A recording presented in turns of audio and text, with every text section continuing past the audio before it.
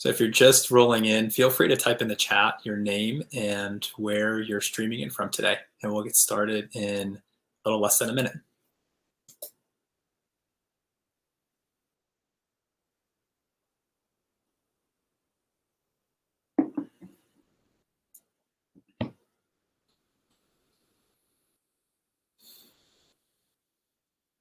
Anisha from San Francisco Bay Area. All right, a fellow Californian. I'm down in Los Angeles.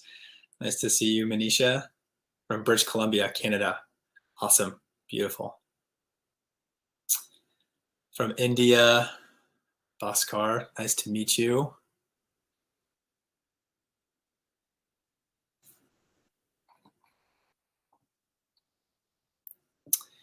All right, well, I'm sure we'll have some more people trickling in, but let's go ahead and get started. Welcome to this session, everyone.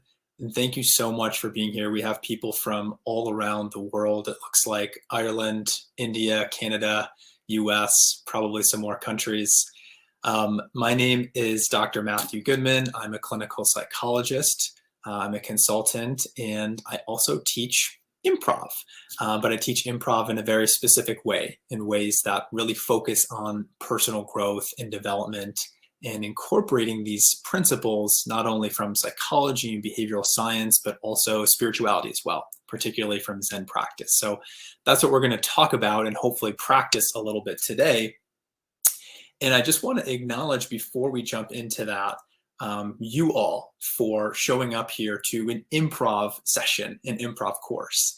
And while we won't all get a chance to do practices together, just given the technological setup of this room today, it still takes courage to show up to a class like this, because improvisation, whether we're doing it in a group of people or by ourselves, which we'll kind of do today, requires some courage. By definition, improvisation is stepping into the unknown. And that is essentially what we're doing every day of our life. When we wake up in the morning and go through our day, we're stepping through the unknown. Even if we have a sense of what our schedule is for the day or for the week or for the month, we're always coming up against unexpected things, challenges, you name it, that are causing us to adapt, to have to be resilient, to change, and of course, to really be present. And improvisation is a way for us, a fun way actually, to be able to train those skills in our mind, to be more present, to be able to adapt and be flexible to situations, to be resilient, how to communicate and collaborate with people on a deeper level, how to listen to people. So these are all things that we can train in improv, and specifically in improv courses that really focus on teaching those skills and practicing those skills. And hopefully we'll get a sense, we'll get a taste of what that feels like from today. So I'm just going through the chat. I'm loving this, from Honolulu, Hawaii. Adina, hope you and your loved ones are doing okay. Peru, this is great. So again, if you're just coming in, welcome. Feel free to type in the chat your name and where you're streaming in from. So I'm curious if anyone has any improv experience here, and you can feel free just to say in the chat. Hi, Sherry from Utah. Anyone have any prior improv experience, or is this the first time? Finland took improv classes. Awesome. Awesome.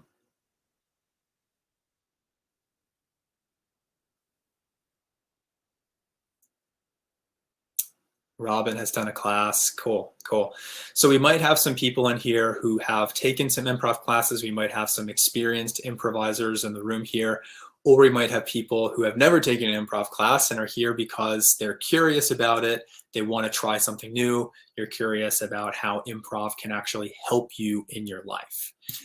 So let's just start with that.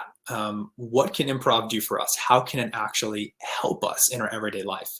And I spoke a little bit about this just a couple of minutes ago, but in improv classes, we really, really have to be present. If you've ever seen an improv scene, I see Whose Line Is It Anyways on there. Yes, so if you've watched a show like that or have been to an improv show, you've noticed that everything is being made up on the spot.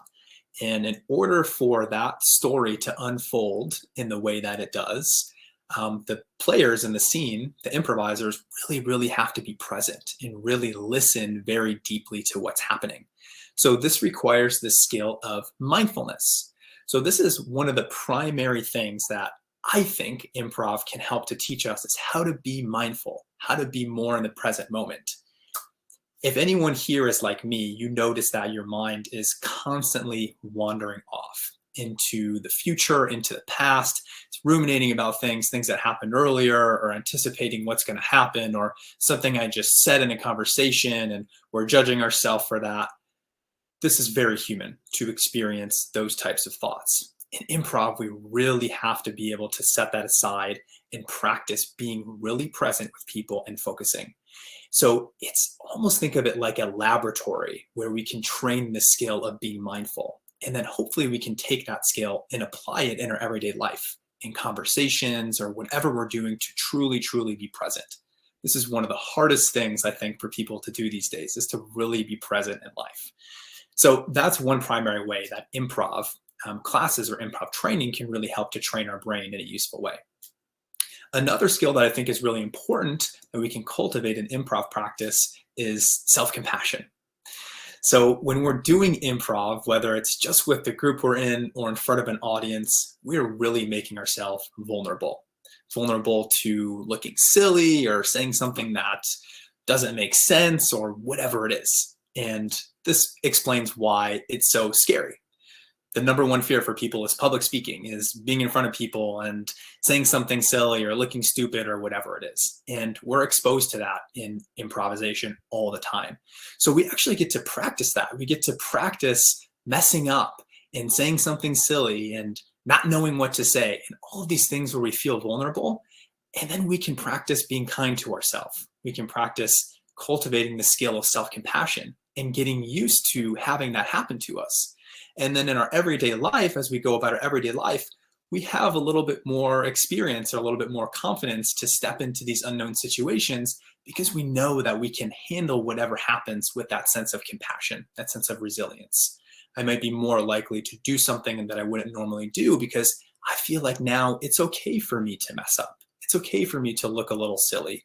It's okay for me to feel vulnerable, because I've cultivated this muscle of being able to tolerate that. And I know that I can be kind to myself in the midst of that.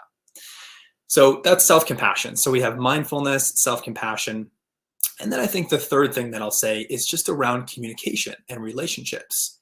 Improvisation, we could do it by yourself, but most improv is done in groups with people. And like I said earlier, we truly have to listen deeply to what our partner is saying. We really have to tune in. And then we can practice improvising a conversation with them.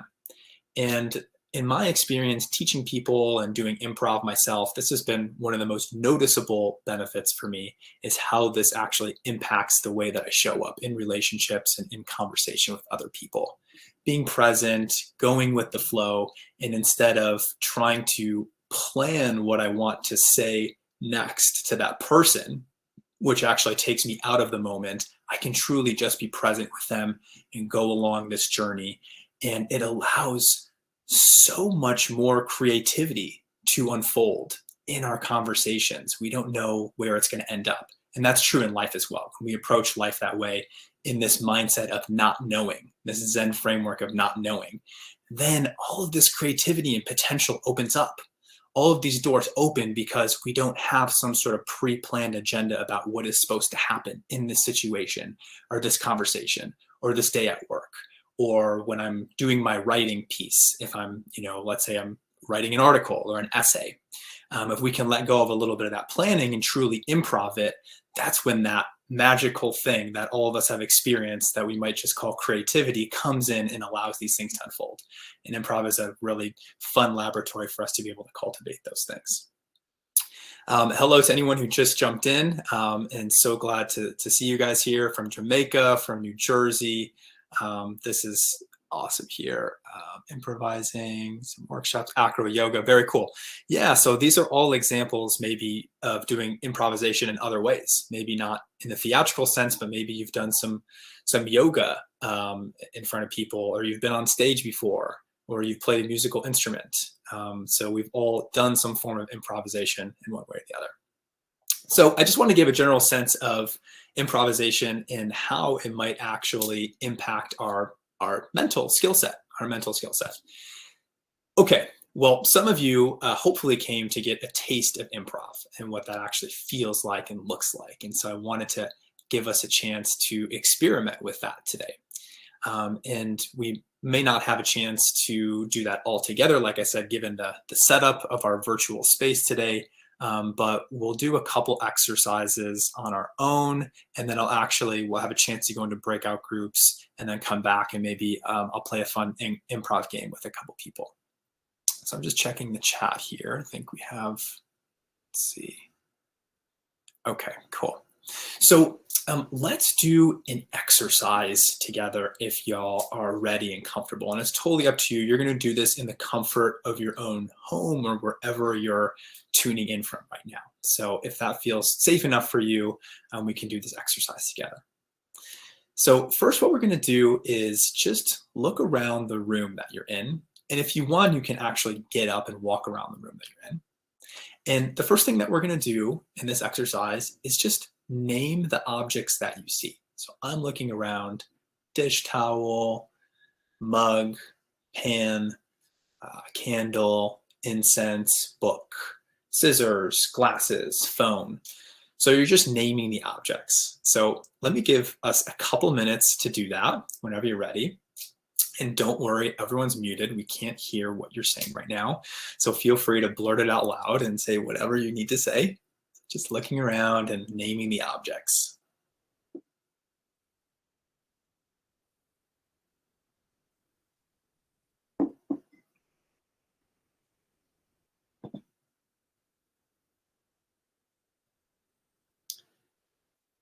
Good, so welcome if you just joined us. So we're doing a really brief activity. We're just looking around and naming the objects that we see in the room. Very simple, nothing too complicated. Okay, so hopefully you all have, nice, okay, Teresa, thank you. Yes, we have a sense of what your room looks like. Awesome, cool. Calendar on June, why June and not August? We gotta update that. Thank you for sharing that, Teresa. So, okay, good. Now we're gonna do something a little bit different, and this is gonna be a little bit counterintuitive or tricky for our brains. But this time we're gonna look around the room, or again, you can walk around the room. And this time we're going to name what you don't see. So you'll look at an object and say what it's not. And it can be anything that it's not. So I'm looking around here and I might say toothbrush. I might say Legos, my grandma's hair dryer, scissors, lettuce, cream cheese, Tony Danza. None of those things are actually in the room with me right now. But those are the first things that popped into my head. And this is what I really want you to focus on in this exercise, is just saying anything that comes up for you without having to censor it too much, okay? So try that and really just go for it. Say whatever comes to mind for you. So feel free to take a minute or two and go ahead and do that in the room you're in right now. And if someone's in the room with you, you can do it silently to yourself. And if you want to share in the chat whatever words came up for you, feel free to do that as well.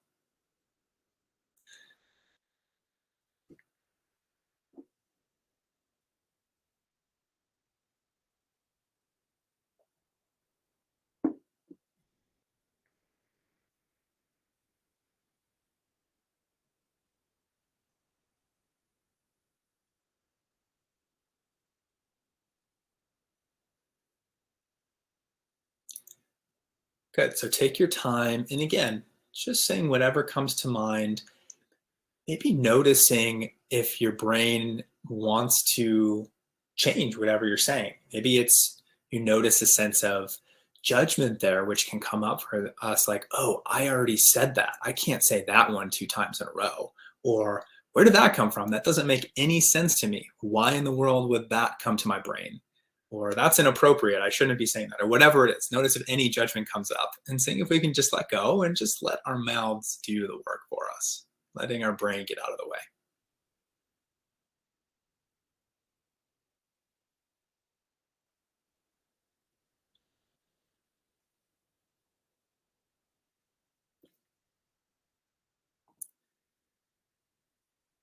Okay.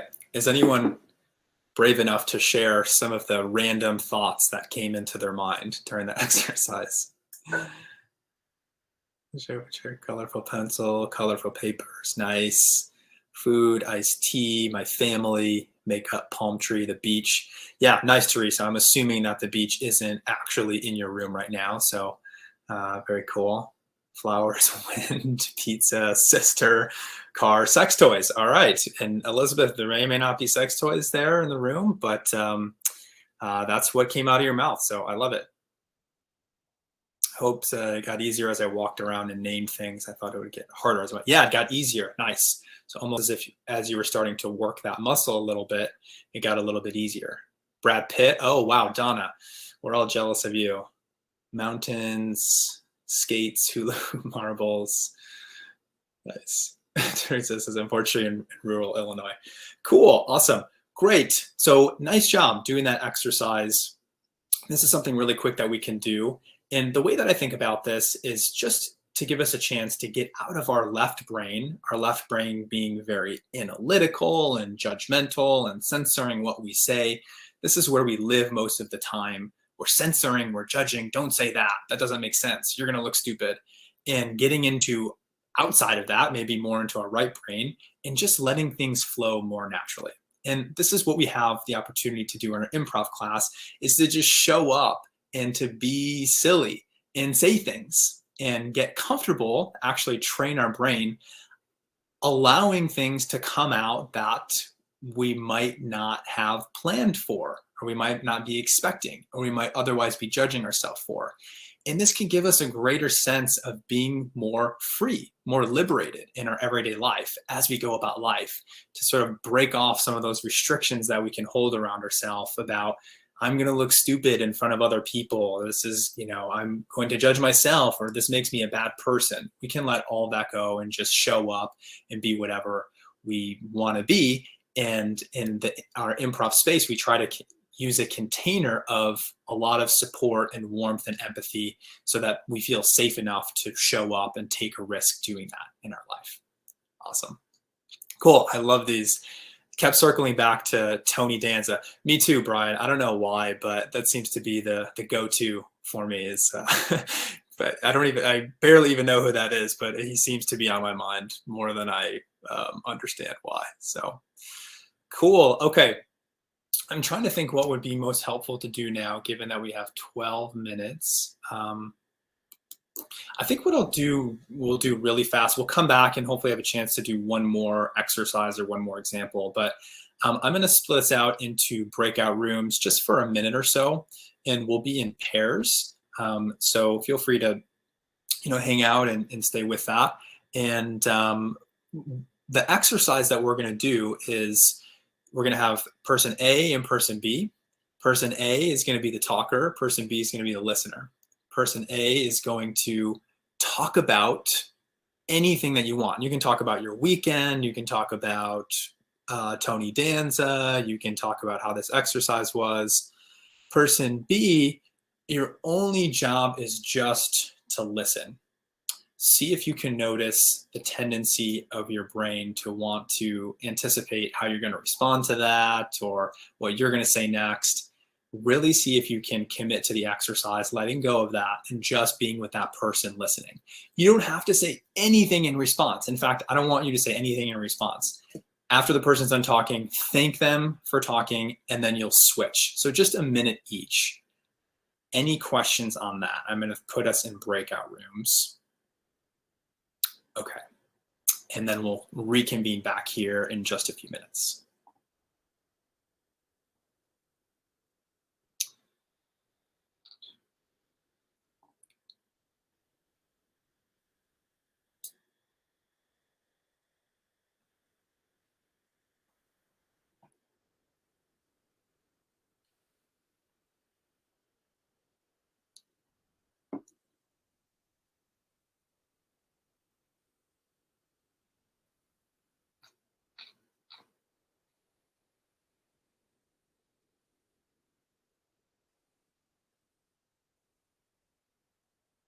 Okay, so if you're just joining us here, or if you're not in a breakout room, we're currently in breakout rooms. So feel free to hang out here with me for a minute. We're going to come back to our main group in just a few minutes. So just sit tight.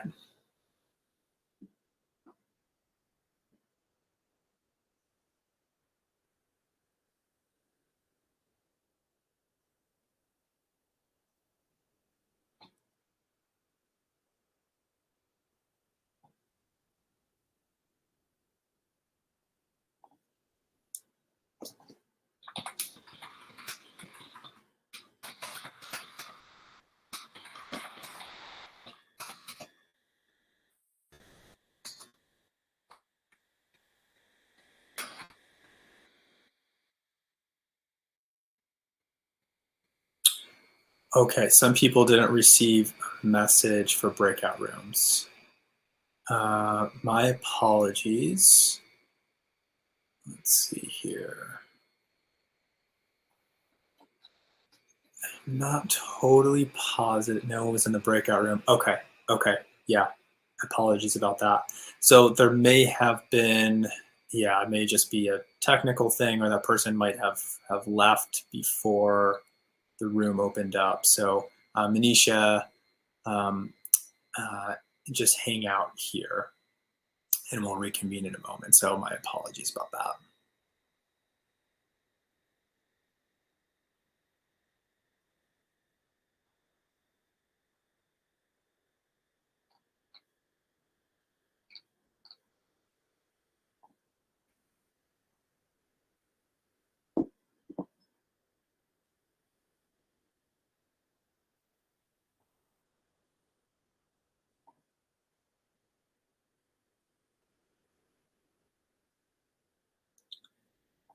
All right, I will regroup us here.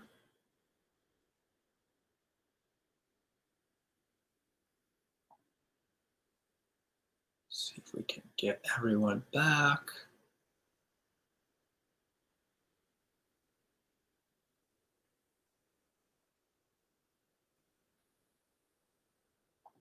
Okay, so we are back. Welcome back. And I apologize if the breakout function didn't work for some people. Someone might have dropped off, or the message never went through. So don't see anyone in the room. Okay, yeah. So apologies about that. Lesson learned for next time. This is a great example of being able to adapt and be flexible. So next time we do this session, we'll have to think twice about breakout rooms. But thank you for coming back. For anyone that was in a breakout room and did have an opportunity to do the talking or do the listening, does anyone want to share really briefly what that was like for you, either as the speaker or the listener? Says Diana, it did not work. Maybe it didn't work for anybody. Did it work for anyone? Okay, so it did work for some people. Okay, cool. Yeah, I hope so. It was fun. Yeah. What was it like to be the listener?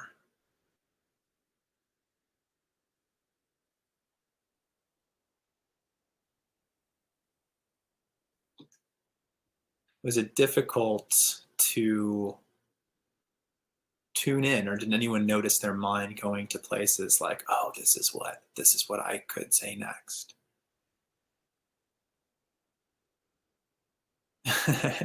Yeah, Elizabeth, well said.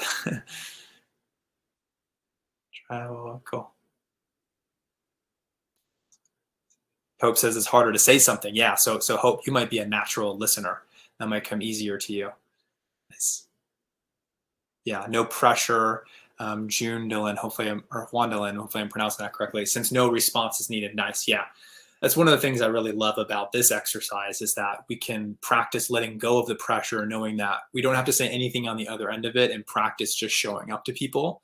So this is something that you can do on your own at home. Let's say you have a partner, or a friend. If you get their, consent, or ask them, to do this exercise with you, to really practice building this mindful muscle, you can practice saying, okay, my job here is just to tune into you. I'm just going to listen as deeply as possible, almost just preempting them that you might not say anything at the end of it. And then, of course, you don't have to say anything at all. And anytime you're in conversation with someone, you can really just practice seeing if you can tune into them, really deeply listen, seeing if we can let go whatever it is we're planning to say, or we're anticipating the direction the conversation is going to go, and just staying with them. This is a great way to flex our mindfulness muscle. It's almost like an outward meditation exercise. I think of improv as external mindfulness. We can train mindfulness by going in and focusing on our breath. And in the courses that I teach, we incorporate some of that. We do some meditation practice, but in improv, we practice not bringing our attention inwards, but bringing our attention outwards to what's happening and to the people around us. And the side benefit of that is that it can help us feel more connected to other people. We get the benefit of being in a community of group support. It sounds like there were some really nice and sweet and supportive conversations going on here. So I'm liking seeing that. All right, awesome. Let's do a quick activity. Let's see here. We only have a few minutes left, and I want to make sure we end in time for you all to get to the next sessions that are on the agenda for today. So let's do a quick activity really fast. This is word association. Does anyone want to come on screen? One on says, do you have an online improv class available? Yeah, I'm going to post that right now. I'll put a link to it. But let's actually do this in the chat. I think this will be easier. I'm going to say a word, and I just want everyone to say the first word that comes to mind. And so if you want to put your fingers on your keyboard and get ready, I'm going to say a word, and you'll just type in the chat whatever word comes to mind for you. And the word is coin. And while everyone's doing that, I will post a link to the Zen-prov class. We actually have a class that's starting on Monday. And I'm in Los Angeles, so this is Pacific time, and it's at 4 o'clock to 5:30 Pacific.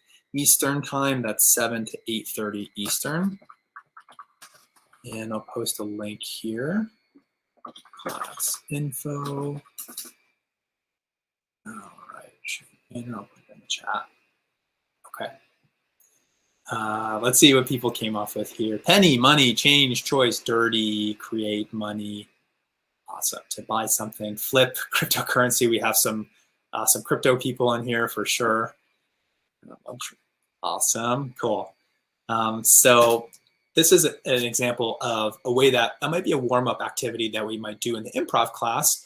We say a word, let's say Elizabeth said a word, she said dropped. And then dropped, I would think of puddle. So I would say puddle. And then we go to the next person. William would say, maybe it was money that came out. And then Rosa would say George Washington, whatever comes to mind. So a way of warming up. And when we do this in a class setting, we're all on Zoom, we can see each other's faces, we can all listen to each other. And then there are lots of other fun exercises and games and scene work that we can do. And we really, in these classes, try to create a community supportive atmosphere for people so that we feel safe enough to take risks, to be authentic, and to work on training these skills together. And the really beautiful part about doing this in a community like that is that we can talk with each other about how that was. So typically in improv classes, you do the games and then you move on to the next game. And in the classes that I teach and that we do with Zen-prov, we take a lot of time in between exercises to digest our experience, to process them together, and then to reflect on how these skills can actually help us, how we can apply them in our everyday life. So again, I'll post just in the chat here that if you want more information about those classes, I'll post them in the link here. And I will also put my email in here. If anyone has questions about improv or mindfulness or anything like that, or questions about the session today, feel free to reach out to me. I'm happy to start a conversation. And with our last minute, I just want to open it up. If anyone has any questions, feel free to type in the chat, or you can pop on screen if I can figure out how to get you on here.